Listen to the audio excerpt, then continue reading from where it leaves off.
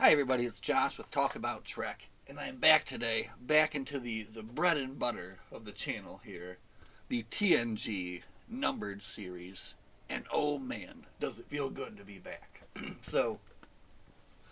Yesterday night, I was able to finish up TNG number 43, A Fury Scorned, by Pamela Sargent and George Zabrowski. And I have to tell you, I was very pleased with this book. Very pleased. Just hit all the right notes for a good sci-fi story, a good TNG story, uh, a great moral dilemma story, and I don't know, just again a classic TNG story. So I had a lot of fun with it. Let's jump right in and have a look at the cover here. And actually, let's have a close look at the cover because this is none other than the late great Keith Birdsong, who's done this wonderful cover here featuring Picard and Troy, as you can see, and the Enterprise,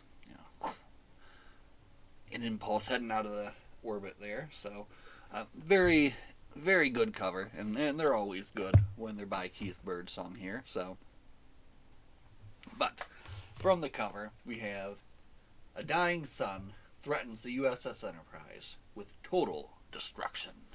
Oh, not just the Enterprise. Oh, not just the Enterprise. Let's see what the back has to say.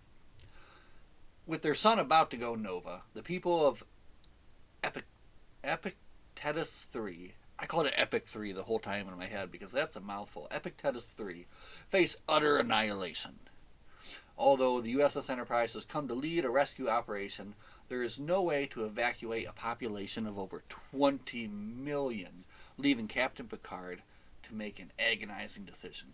Should he try to salvage the planet's children, its greatest leaders and thinkers, or its irreplaceable archaeological treasures? No matter what he decides, millions must be sacrificed unless another solution can be found. With time running out, Data proposes a revolutionary scientific experiment that could save all of Epictetus 3 or doom both the planet and the Enterprise as well. Whoa! Okay. I mean, it's too much. Again, I don't read the back of a book before I read it. Well, at least not with these Star Trek books. I suppose if it were something else, I would want to know more about it. But with these, I never want to go in with any kind of foreknowledge of what's going to happen. And I'm glad because it would have really spoiled a fair amount of the interesting stuff in this book. So again, as you're getting from the back here, they've been called into this huge disaster. The sun is going nova on this Federation planet. There's nothing they can do to stop it, and they have this decision to make. What are they going to do? Who are they going to save? So, again, it's a classic kind of TNG moral story. You have to weigh, what is going to be better? What's the right decision to make? So,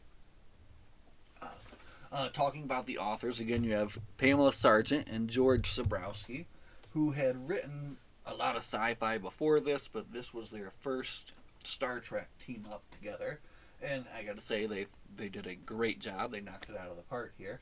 But I like kind of what they said here. Again, I always reference after I'm reading the book about Star Trek books, and if you read Star Trek books and you enjoy Star Trek books, you should also get the Star Trek book about Star Trek books.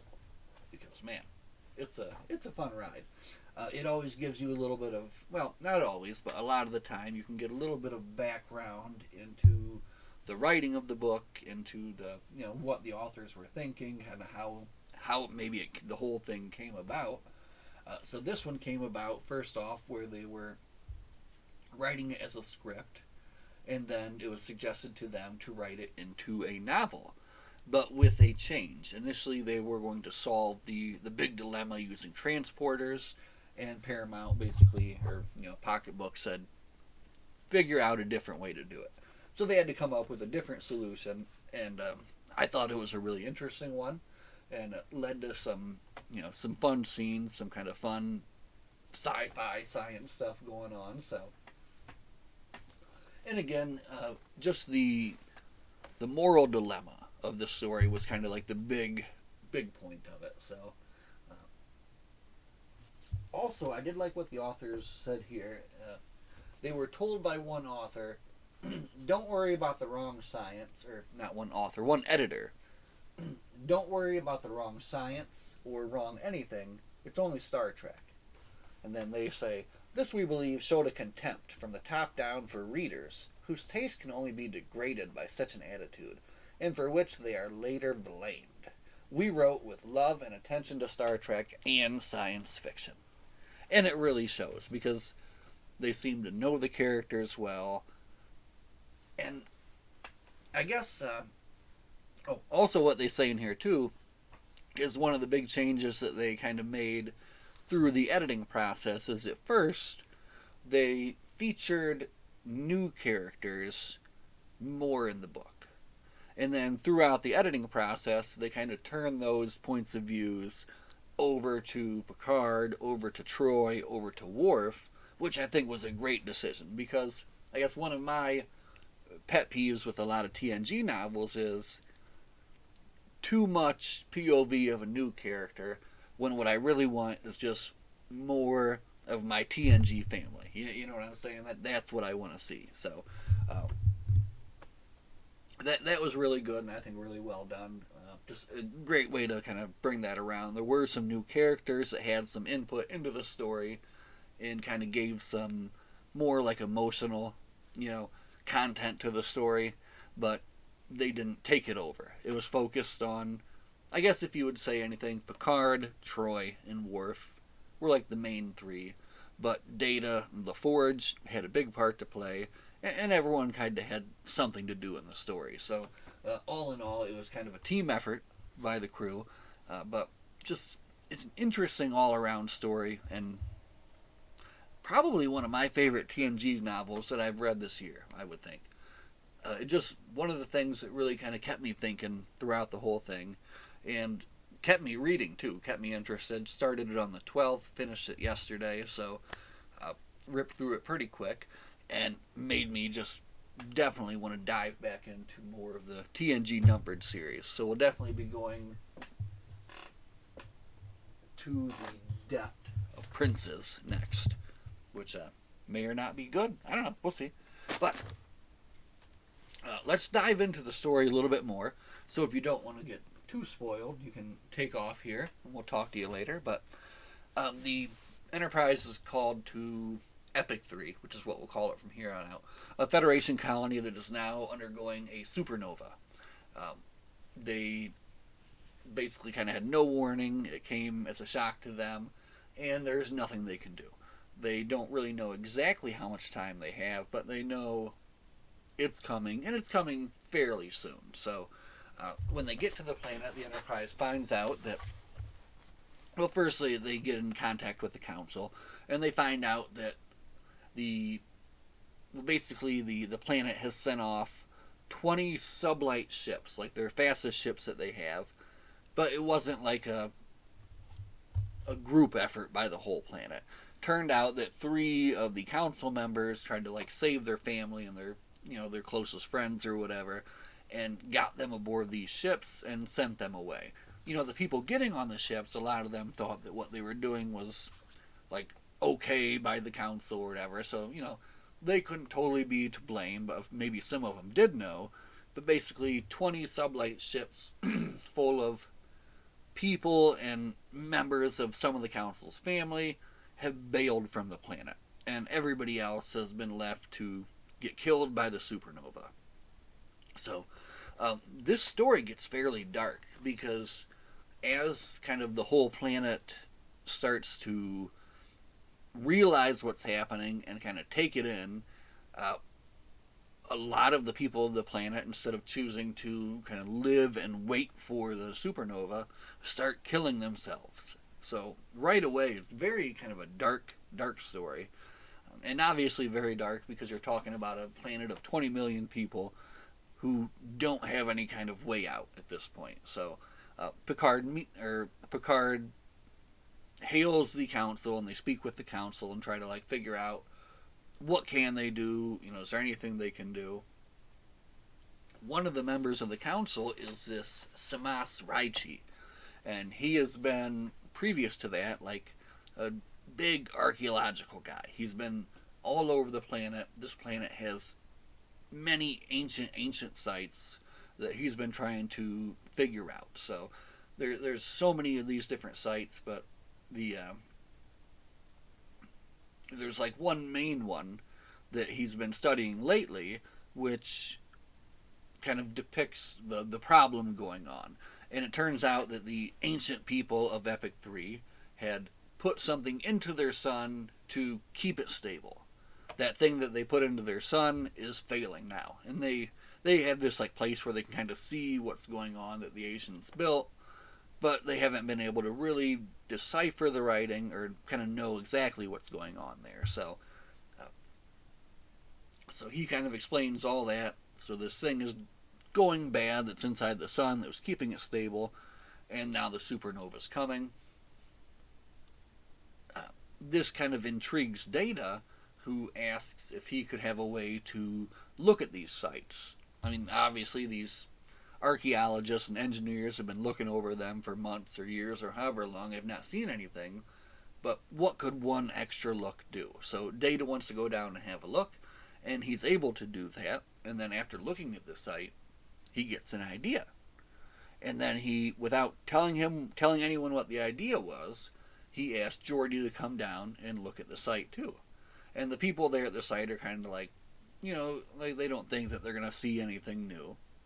But after Geordi and Data kind of both look at it together, they're able to come up with a very kind of out there plan to save the planet. And the idea is that they can somehow like shoot energy into this mechanism, shoot enough energy into it to create an artificial wormhole and move the planet out of its current orbit into a new orbit of a sun that's not going to supernova. And they go kind of more into depth of like how they're going to do that and how that goes on. But I didn't take very great notes, so we'll just kind of breeze over that section. Suffice it to say, they have a plan. Data is fairly convinced it's going to work. Everybody else is kind of like, you know, concerned, obviously. But it's the point, it's basically where where Captain Picard has to choose, you know, like, do we go out on a limb with this crazy plan to try to push the planet through a wormhole and save everybody, and in the process of doing so, possibly lose the planet and the Enterprise? Or do we just beam up as many children as we can, as many like archaeological, you know, remnants of the planet as we can, and bail and leave, you know, the 20 million people to die on Epic 3? And that's the dilemma that comes in. So of course, first off, they do arrange to beam up all of the children, and the children are like selected via like a lottery. So there's kind of like some drama there that goes on as well, but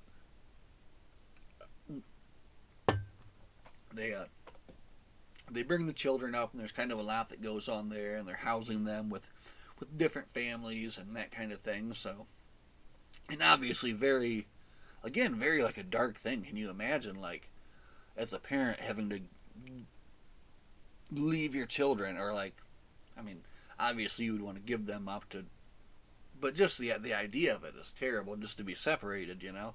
But they get that process done, and they get the children beamed up to the Enterprise.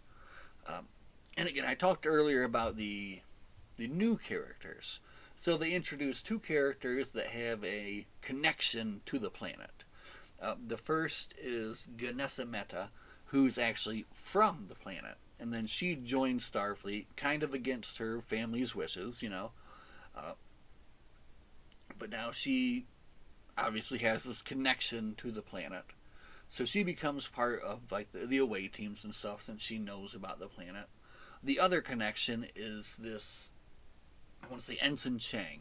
And Ensign Chang dated someone who then moved to Epic 3. So he has this kind of connection too. So when the writers were talking about the characters that they kind of took something from and then put to the original cast, I think it was these two. They probably played a bigger part in the story, and then they pushed that onto Troy, Picard, and Worf, which, I mean, honestly makes a lot of sense because that's what you would want to do. So these two new characters, again, each play a part in the story. So so let's figure out where we're at the story at this point. So they've decided that they are going to, or Picard has made the decision that they are going to attempt the wormhole plan, because obviously to try to save 20 million people, even at the expense of the Enterprise and crew, is the right decision to make. So they immediately, Data, LaForge, and everybody gets to work on coming up with the proper plan to open this wormhole, get this done in the right way, you know. And they get to work on that. In the meantime, they have other things going on the planet. So there is this. Well, first off, the planet itself is fairly strange. A huge body of water planet with two continents. I'm thinking like, think of Earth with Australia and like, I don't know, Australia, South America, maybe. That's maybe what I'm thinking. So like two continents of those sizes on this planet, fairly close to each other. Other than that, nothing but ocean. So, and then there's these different archaeological sites on these two continents that they found. But then around the northern, like, polar ice caps or whatever, there's this underwater base, this Oceanological Research Institute, that believes that the underwater species on the planet are somehow sentient, even though they don't have any evidence of that. And what they have done is kidnapped a group of children to convince the Enterprise to beam up some of these, you know, and they're described as dolphins, basically. So they send Troy and Worf and Chang down there to the planet to kind of negotiate with them and figure out a way to get the children out. So that's like the one kind of. There's not like a lot of conflict in this story. It's mostly just like problem solving. But they have to beam down there and kind of figure that situation out. And it's all resolved fairly peacefully. And the main issue becomes that Troy becomes trapped in this part of the world. Worf trapped in another part. When the planet begins its trip through the wormhole. So as they begin to move through the wormhole, this is like one of the best sequences in the book, I think, in my mind. That part of the planet is suddenly sheared off by like the wormhole is like oscillating, moving up and down, you know. So that part of the planet is sheared off. So they have to the Enterprise has to come in and rescue Troy and crew from that part of the planet, and then follow the planet through the wormhole to avoid the supernova. So you have a lot of so at the end, I think that's kind of where a lot of the action, a lot of the fun really comes in there, where they're getting through the wormhole just in time to make it. We're going to start to wind it up here, I think, because I don't want to go back too much. I think we're getting the gist of the story here without giving you guys the whole thing. Because there definitely is a lot more that goes on. Stuff with the with the people that live under the sea. There's some stuff going on with them. Again, and that's all kind of like extra to the story. Like the main part of it really is just the whole idea and the whole like dilemma about what do you do. And I guess also just the whole idea of moving a whole planet through a wormhole. It's just very interesting idea and a great solution to this terrible problem that this whole planet had, you know. So in the end, of course, the planet makes it through the wormhole. An interesting part of the kind of before the trip went, the Federation Council didn't want Picard to tell them that they had a plan. So instead of telling them that, hey, we have a plan, we're going to push you on through this wormhole, they basically said, we're thinking maybe if you all just get underground into these old sites and you get as far away from the coast and as far away from the mountains and just get to safety, maybe, just maybe, you could survive the supernova somehow, you know. So that's what they tell them to get them to move into these sites and move into the, you know, the inner part of the worlds. And a lot of the people of the planet are able to do that.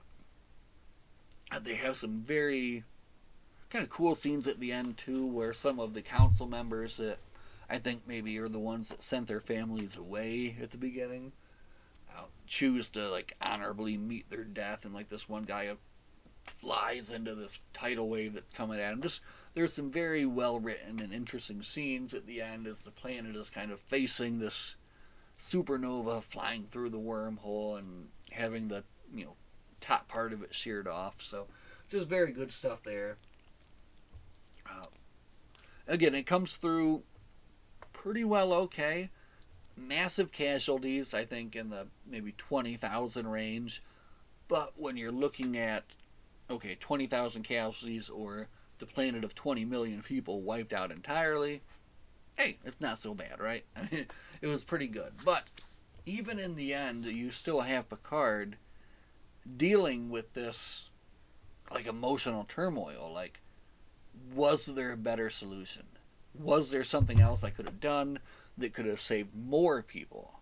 And like the story kind of ends with that too. You're kind of left with that. So, just a classic, great TNG story with a Fury Scorned.